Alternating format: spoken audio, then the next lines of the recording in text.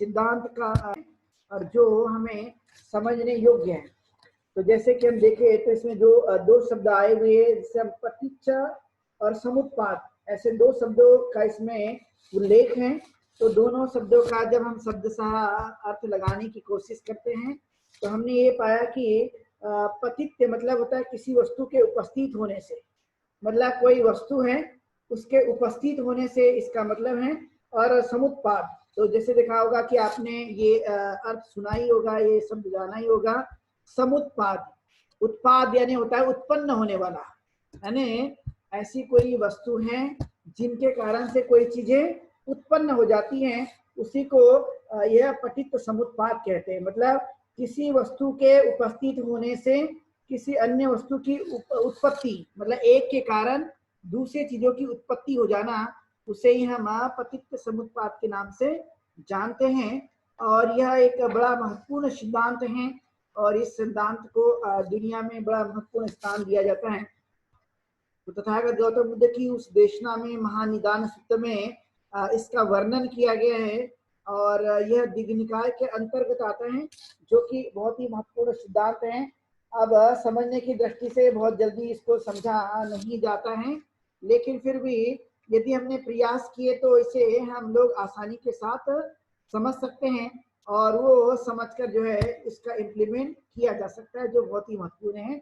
क्योंकि अक्सर ये देखा जाता है कि हम किसी चीजों को या किसी सिद्धांत को समझने की दृष्टि से जब हम लेते हैं तो वह कठिन बनता है, लेकिन मानवीय रूप से जो कुछ भी दुनिया में अस्तित्व पाया गया वो किसी न किसी चीज का परिणाम है, किसी न किसी कार्यों का वह उत्पत्ति है। यानी बिना कारण की कोई भी उत्पत्ति नहीं हो सकती, यानी कारण के ही कारण परिणाम आते हैं और ये उतनी ही सही बात है। इसे हम इस तरह से समझने की कोशिश करें, यानी बिना कारण के कोई भी परिणाम नहीं आ सकता है, यानी कारण होगा तभी परिणाम आएगा, यानी बिना कारण के कभी भी परिणाम आने की कोई संभावना नहीं है।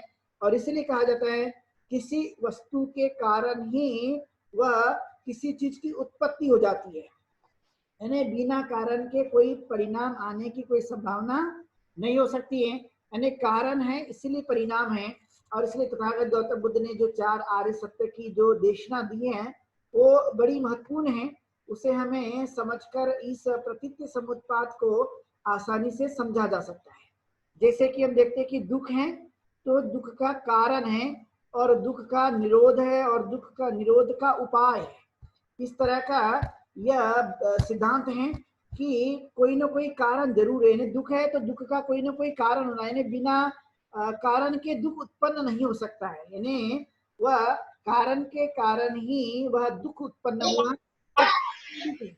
लेकिन कारण जो है वो कारण कुछ अलग अलग हो सकते हैं, लेकिन उसका जो परिणाम है वो दुख है या सुख है या किसी भी प्रकार का कोई घटना घटित हो जाती है तो उसके कारण उत्पन्न हुआ है वह चीजें जिसके कारण दुख उत्पन्न हो जाता है।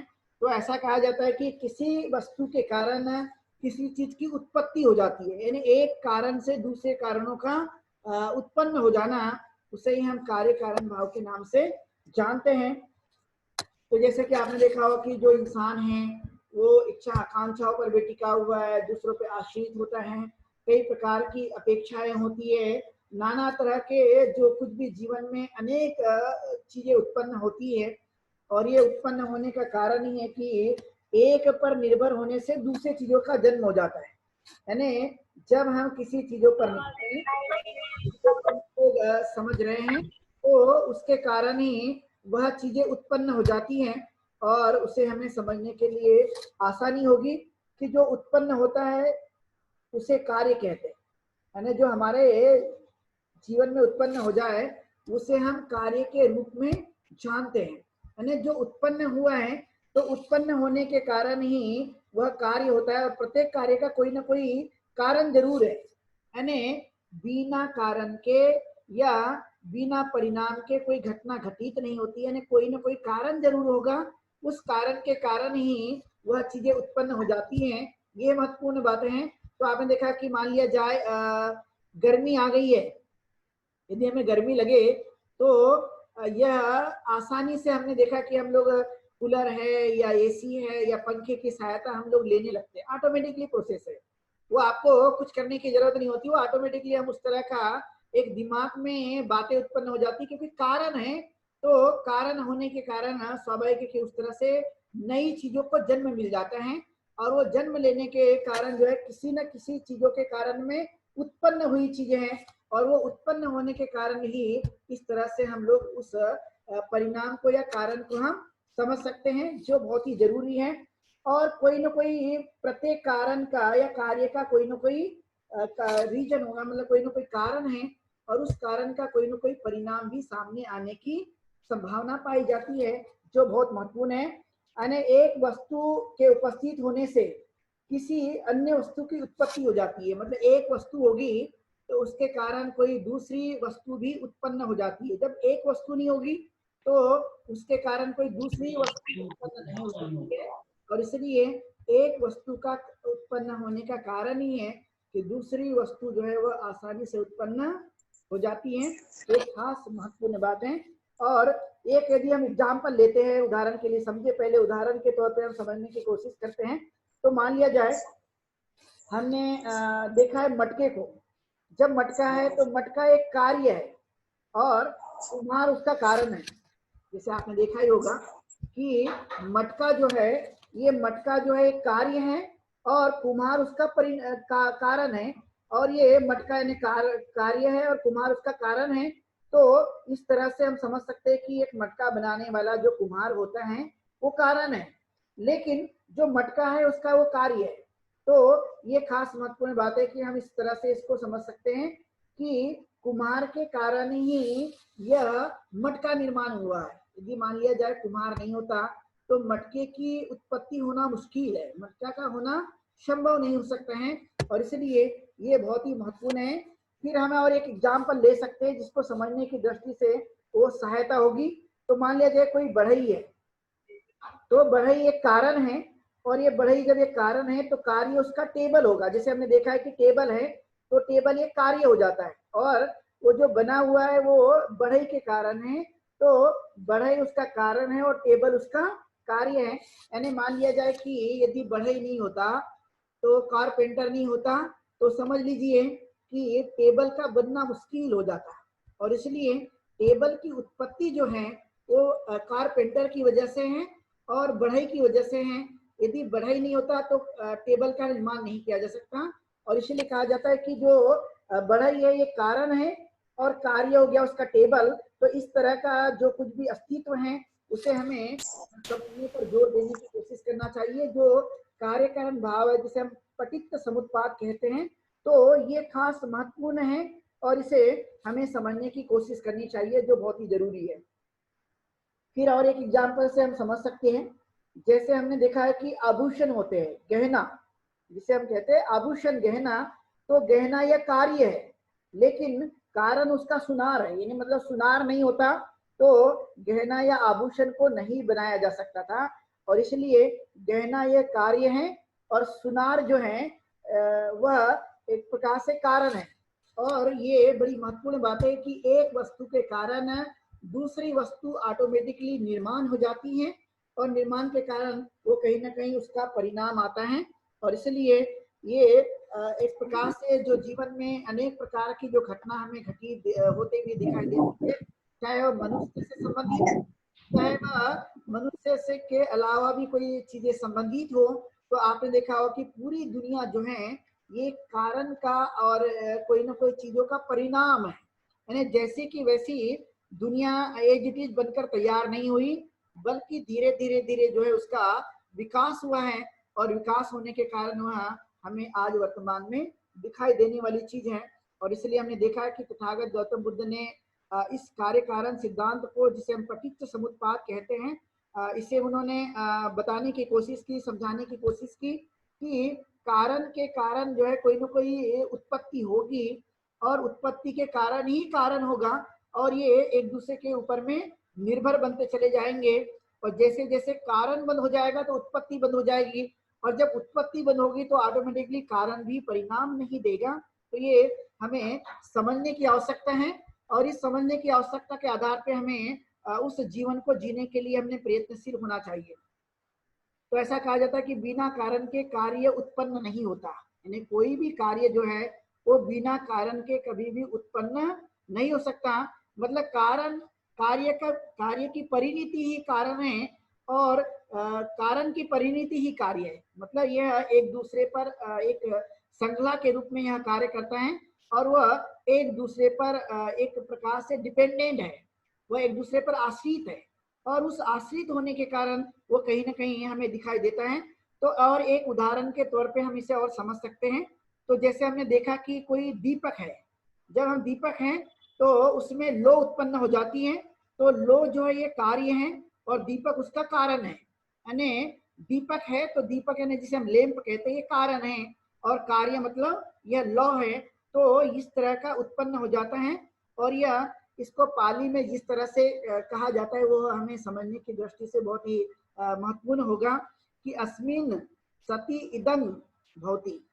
इसे पाली में इस तरह से कहा जाता है कि अस्मिन सति इदं भवति, अर्थात कि कार्य अपनी उत्पत्ति के लिए पूर्ण रूप से अपने कारण पर आश्रित होते हैं। यानी कोई भी जो कार्य है वो अपनी उत्पत्ति के लिए पूर्ण रूप से अपने कारण पर ही आश्रित होते हैं। बिना कारण के जो है कोई भी उत्पत्ति नहीं हो सकती और कोई भी उत्पत्ति वो कारण के बगैर नहीं हो सकती है। मतलब वह एक दूसरे पर डिपेंड है और इसलिए इस सिद्धांत को डिपेंडेंट ओरिजिनेशन भी कहा जाता है कि यह वह सिद्धांत है, वह यह शिक्षा है या वह यह विचार है जो मानव के लिए कार्य कारण भाव को प्रकट करता है। और ये कार्य कारण भाव जो है वह एक प्रकार से अपने लिए चिंतनीय और सोचनीय एक विचार है। उसे हमें समझने के साथ में अपने जीवन में उन बातों को उतारते हुए समझने की हमने कोशिश करते रहना चाहिए, जो कि बहुत ही जरूरी है। तो अब हम देखते हैं कि इसे पाली में जिस तरह से कहा जाता है वह किस तरह से काम करता है। तो पाली में इसे कहा जाता है कि अविद्या पच्चया संखारा, संखारा पच्चया वियान, वियान पच्चया नाम रूप, नाम रूप पच्चया सड़ायतन, सड़ायतन पच्चया फस्सो, फस्स पच्चया वेदना, वेदना पच्चया तन्हा, तन्हा पच्चया उपादान, उपादान पच्चया भव, भव पच्चया जाति, जाति पच्चया जरा मरण शोक परिदेव। इस तरह से ये द्वादश निदान कहा जाता है। द्वादश निदान का मतलब होता है कि यह 12 कड़ी हैं और ये 12 कड़ी के आधार पर वह काम करती हैं और काम करके वो कोई ना कोई चीजों को जिस तरह से बताने की कोशिश की जाती है। तो ये खास महत्वपूर्ण सिद्धांत है जो मानव के जीवन में समझने योग्य है। तो जैसे कि हमने देखा है कि जो 4 आर्य सत्य में जो दूसरा है दुख का कारण, तो दुख का कारण जो बताया गया कि जाति भी दुखा, जरा भी दुखा, व्याधि भी दुखा, मरणम भी दुखम, अपे ही संपयोगो दुखो, पिए ही उपयोगो दुखो, यम्पि इक्षण लप्ति तम्पि दुखम, पंच स्कंद खंदा दुखा। कि अर्थात जो है वो मानव के जीवन के लिए जिस तरह से जन्म दुख का कारण है, व्याधि भी दुख का कारण है और बुढ़ापा भी दुख का कारण है, मरना भी दुख का कारण है और जब अप्रिय लोग हमारे संपर्क में आते हैं तो भी दुख का कारण है और प्रिय लोग हमसे दूर चले जाते हैं तो भी दुख का कारण है। और अंतिमतः कहा गया कि जो चाह रखते हैं या जिस तरह से हम इच्छा आकांक्षाओं को रखते हैं और वो भी चीजें यदि पर्याप्त मात्रा में हमें नहीं मिलती हैं तो अभी भी मनुष्य को दुख उत्पन्न हो जाता है। ये स्वाभाविक प्रक्रिया है और यही कारण से मनुष्य जो है वो दुखों को प्राप्त होते रहता है। तो इन कारणों को हमें आज वर्तमान में समझने की कोशिश करना और इसलिए कहा जाता है कि इसके लिए कोई न कोई सहायक घटक की जरूरत होती है। मतलब बिना सहायक घटक के यह उत्पन्न नहीं हो सकता, यानी किसी एक को या सभी को वापस लेने पर कार्य की उत्पत्ति नहीं होती। मतलब कोई न कोई इसके लिए सहायक का होना जरूरी है। बिना सहायक घटक के, चाहे वह आंतरिक हो चाहे वह बाह्य हो, लेकिन फिर भी यह बाह्य या आंतरिक घटकों का सहायक रूप से होना वह अनिवार्य माना जाता है। और इसलिए यह एक प्रकार की गतिशील एक श्रृंखला है जो एक के बाद एक और एक के बाद दूसरी को जन्म देती है। मतलब एक है इसलिए दूसरा है, दूसरा इसलिए तीसरा है और इसलिए हमने ये श्रृंखला को देखा है कि एक के बाद दूसरी और दूसरे के बाद तीसरी, इस तरह से यह जन्म लेती रहती है और एक प्रकार से एक के बाद दूसरों का कारण बनते जाता है। और इसलिए हमने देखा है एक उदाहरण और भी हम इसके लिए ले सकते हैं। जैसे बहुत ही सिंपल उदाहरण है जो आप आए दिन दैनिक जीवन में इसका इस्तेमाल कर सकते हैं। और वो ऐसा है कि जैसे आपने देखा कि दूध है और दूध और चीनी है, तो चाय पत्ती जब हम मिल जाती हैं तो चाय का निर्माण हो जाता है, जैसे कि हमने देखा है। यानी चाय यह कार्य है और दूध, चीनी और चाय पत्ती उसका कारण है। ये एक एग्जाम्पल है जो आए दिन हम अपने घरों में चाय को बनाते हैं और उसका स्वाद भी हम चखते हैं। तो दूध और चीनी और चाय पत्ती, जब ये तीनों चीज हम मिलाते हैं तो चाय का निर्माण हो जाता है। अब चाय एक प्रकार से एक कार्य है और दूध और चीनी और चाय पत्ती यह कारण है कि हमने जब ये दूध, शक्कर या चाय पत्ती जब हमने मिला लेते हैं इसमें, तो स्वाभाविक है कि उसका जो मिश्रित रूप जो आता है वो चाय के रूप में हमारे सामने आता है। साथ में हमने देखा कि इसको गर्म करने के लिए गैस की या आग की जरूरत होती है और तब जो है उसको जन्म देते हैं। यानी एक प्रकार से जो निर्माण होता है वो चाय का निर्माण होता है और उसे हमें समझने पर जोर देने की कोशिश करना। तो दुख के कारण की खोज, ये अर्थात हम लोग प्रतीक समुत्पाद में जो बताया गया है वो कहीं ना कहीं उस दुख के कारण का पता लगाने के लिए यह एक प्रकार से महत्वपूर्ण है। और यह सिद्धांत जब हम दुख के कारणों का पता लगा देते हैं तो उसका हम निरोध करते हैं और उसको दूर करने की कोशिश करते हैं। और जैसे जैसे हम दूर करने की कोशिश करते हैं तो वैसे ही वैसे जो है हम जो है उन दुखों को दूर करने के लिए जो उपाय बताया गया उस उपाय पर जब हम अमल करते हैं तो अमल करने के बाद में स्वाभाविक है कि हम उन दुखों को दूर करते हैं। तो इसीलिए इसे हम जब ये दुख दूर हो जाते हैं, जिसका जो तृष्णा एक स्वरूप है और उस तृष्णाओं को हम मुक्त हो जाते हैं, तो हमने ये पाया है कि जो व्यक्ति है वह व्यक्ति जो है वह मुक्त होने के बाद निर्वाण की अवस्था को प्राप्त हो जाता है।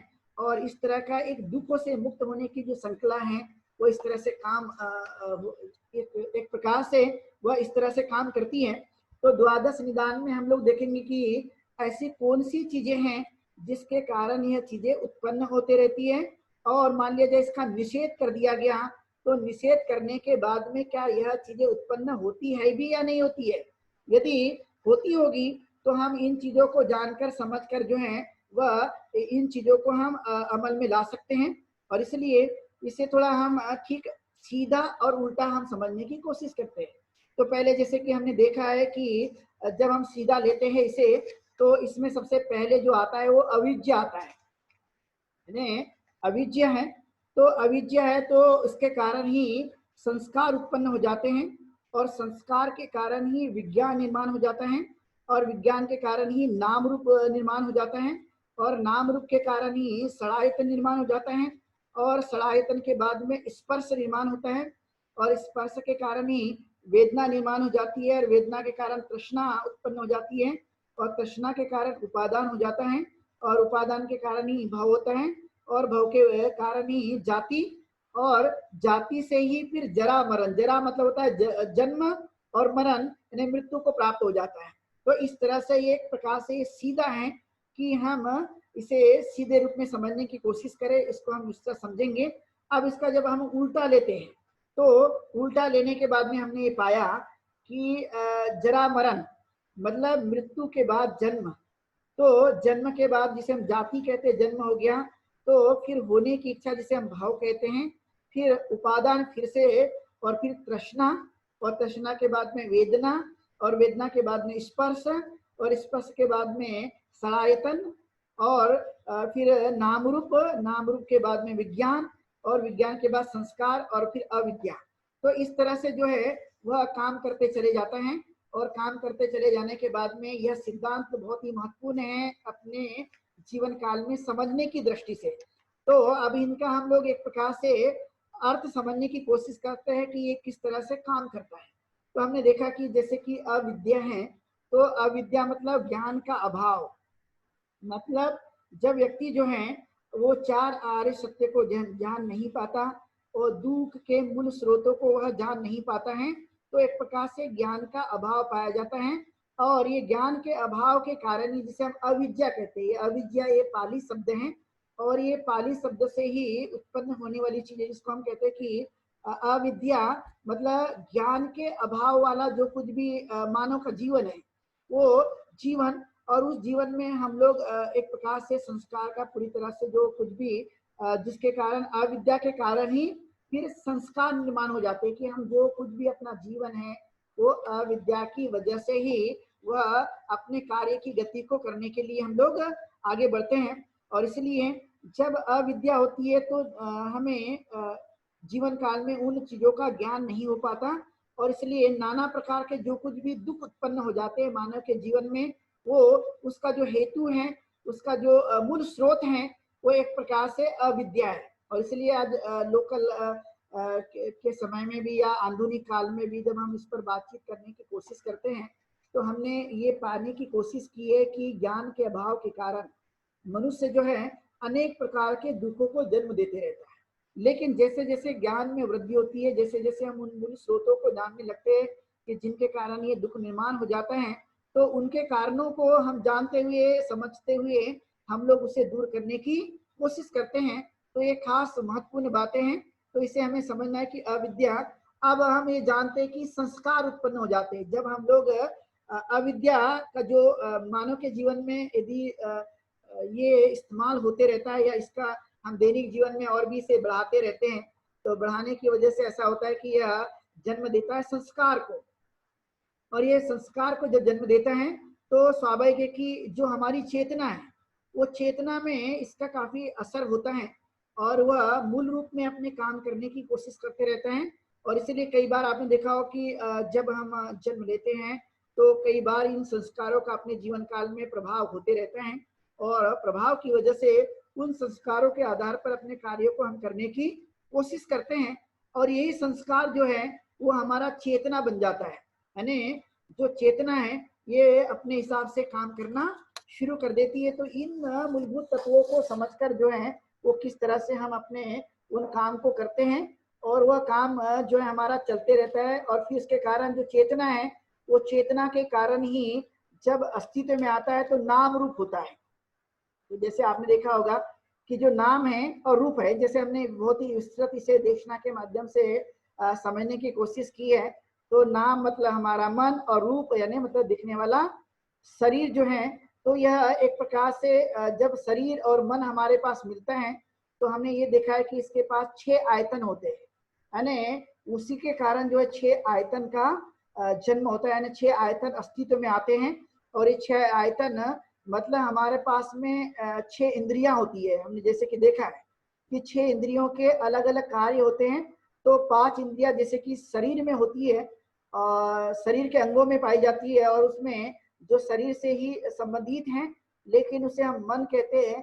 तो ऐसे मिलाकर 6 आयतन जो 6 इंद्रियों का प्रकार बन जाता है। तो जैसे आपने देखा है कि नाक है, कान है, आँख है, जीवा है और त्वचा है। ऐसे हमारी 6 इंद्रियां काम करती है, और मन मिला के 6। तो ये 6 के ही अलग अलग विषय होते हैं, यानी एक इति जैसे का वैसा वह नहीं होता।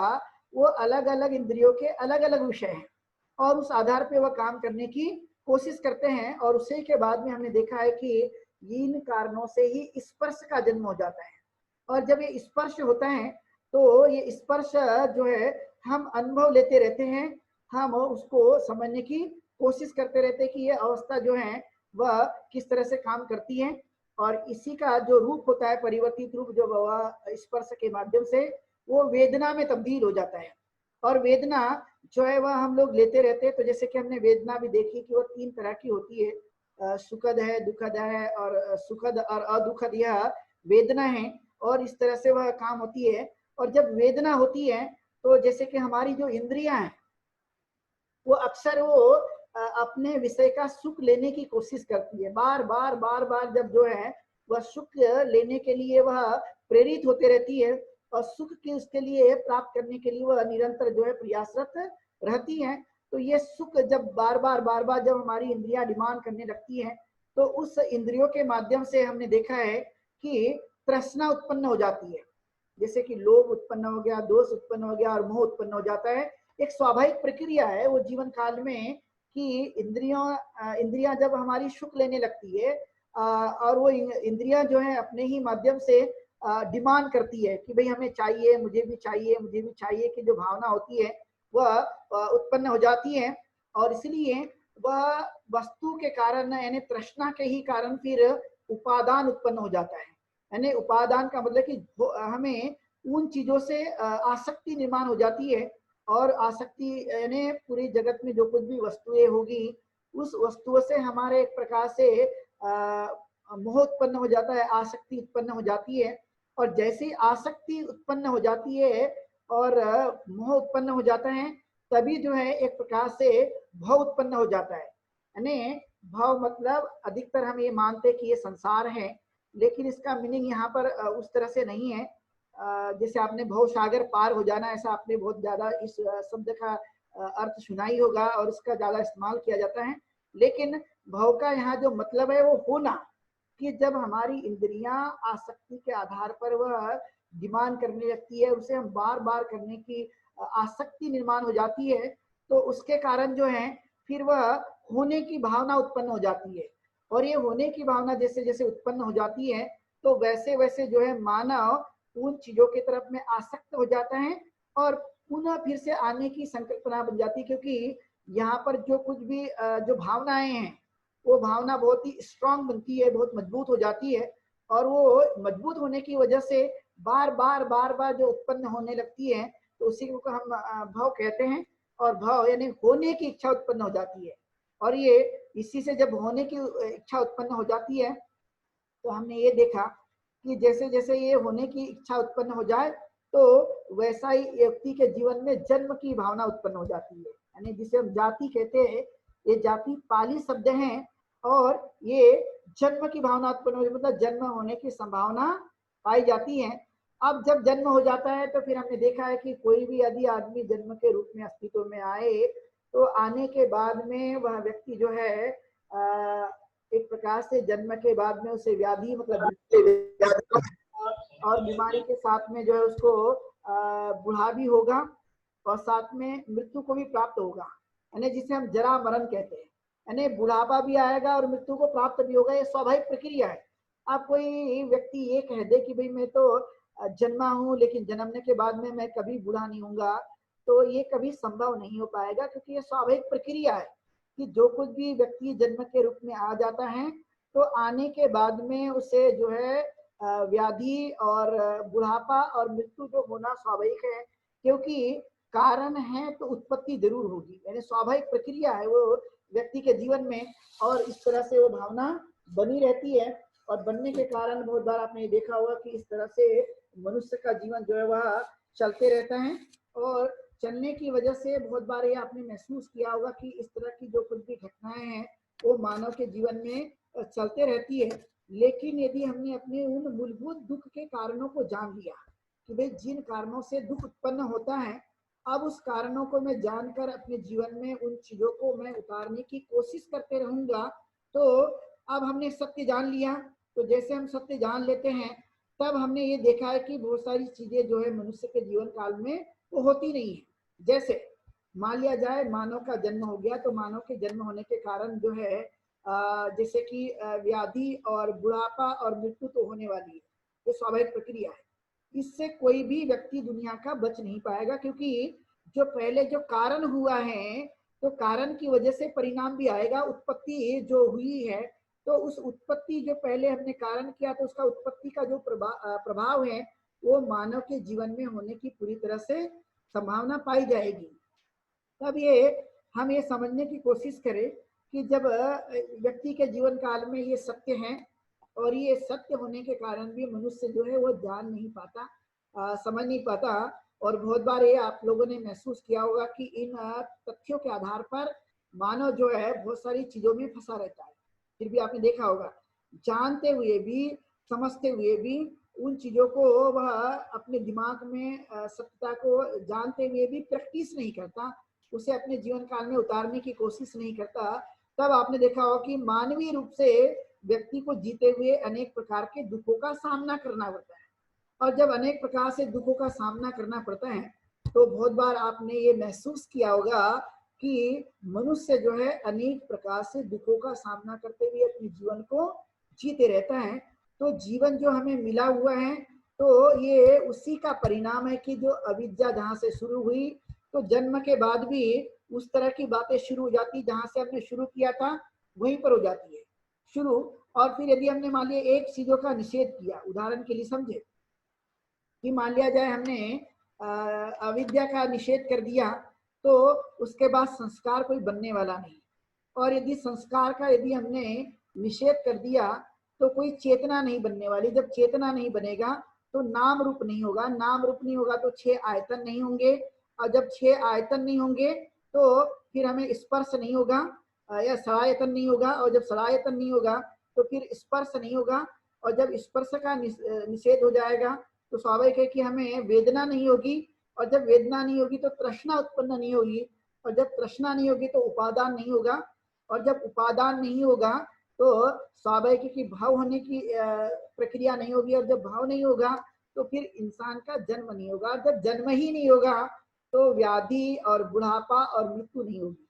ये स्वाभाविक प्रक्रिया है कि हमारा जो आने जाने का जो सिलसिला है, क्योंकि हमने इसका निषेध कर दिया है, और जब वो निषेध हो जाता है तो यहाँ पर जो प्रक्रिया है वो पूरी तरह से रुक जाती है, और रुकने के कारण जो है इस तरह से वो काम करना शुरू कर देती है। और यही परिणाम होता है कि अक्सर आपने देखा होगा कि मनुष्य जो है अपने जीवन काल में बहुत बार ये आपने अनुभव किया होगा कि जानते हुए भी उन चीजों को न करना और करना, ये दोनों का बड़ा महत्वपूर्ण होता है कि हम जानते हुए भी हम कई चीजों को समझ नहीं पाते। जैसे कि हमने देखा कि भाई इंसान तो बूढ़ा हो गया है, आज निकल जो है वह मृत्यु को प्राप्त होगा, लेकिन मृत्यु जो है वो कोई भी स्वीकार नहीं करता। बुढ़ापा हो गया तो वो कोई स्वीकार नहीं करता, व्याधि होगी, रोग होगा तो भी वो स्वीकार नहीं करता। तो सावधानी बरतना तो उतना ही जरूरी है, लेकिन यह प्रमाणिक है, ये सत्य है। और ये सत्य जानकर जब मनुष्य जीवन को जीता है तो कई प्रकार के दुखों और वेदनाओं को हम लोग दूर कर सकते हैं, ये उतनी ही सही बात है।